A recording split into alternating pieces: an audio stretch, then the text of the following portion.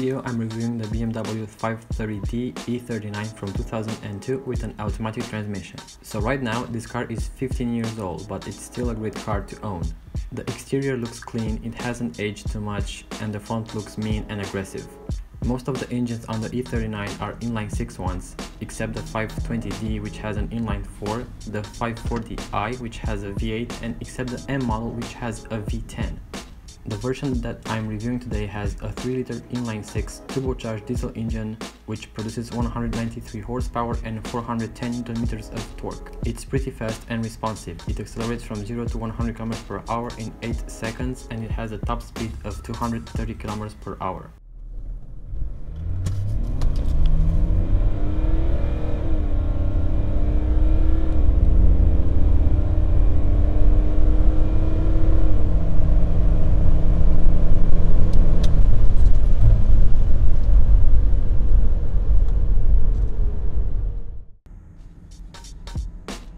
This car comes with lots of features: beige leather interior,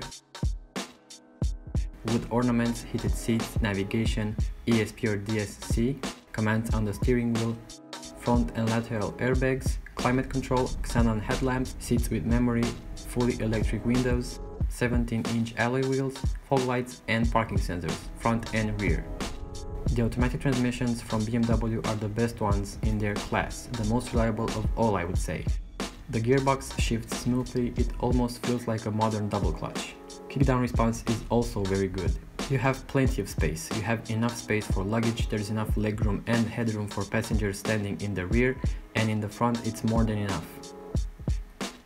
Steering is pretty good, not too heavy, responsive, and it gives a decent feedback. As a comparison, it's lighter and it feels better than in a 3 Series E90, but it's tougher than the one in my own car, an Audi A3 with electric steering. This car has hydraulic steering, so from time to time we need to pay attention to the oil level.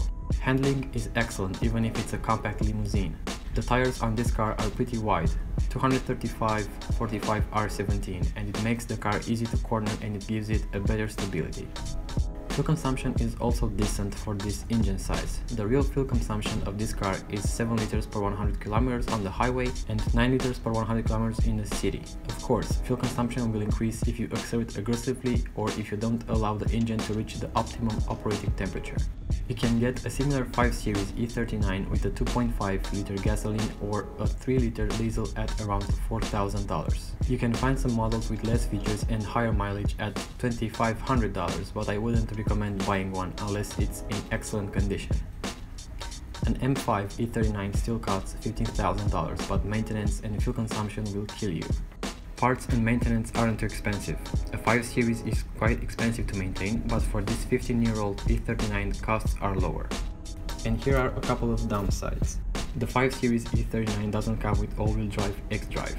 The manual transmissions have only 5 gears, well, except the 540i and the M5. So the question is, should you buy an E39 in 2017? I would say yes. It's reliable, it's spacious, it's fast, it's a bargain for what it has to offer, and it still looks great.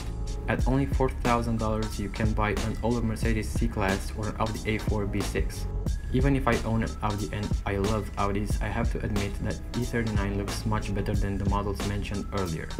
Here's another reason for getting a E39.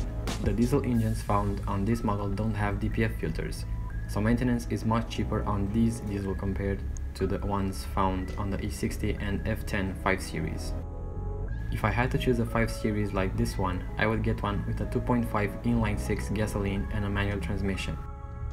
So this is my review of the E39 5 Series. I hope you enjoyed it. If you have anything to ask or to add, please feel free to write in the comment section below. Don't forget to subscribe if you haven't already. And by the way, if you're on this channel for the first time, I will be adding car-focused content multiple times a week, so if you want to learn more about your current or future vehicle, subscribe to our channel. Thanks for watching. Talk to you soon.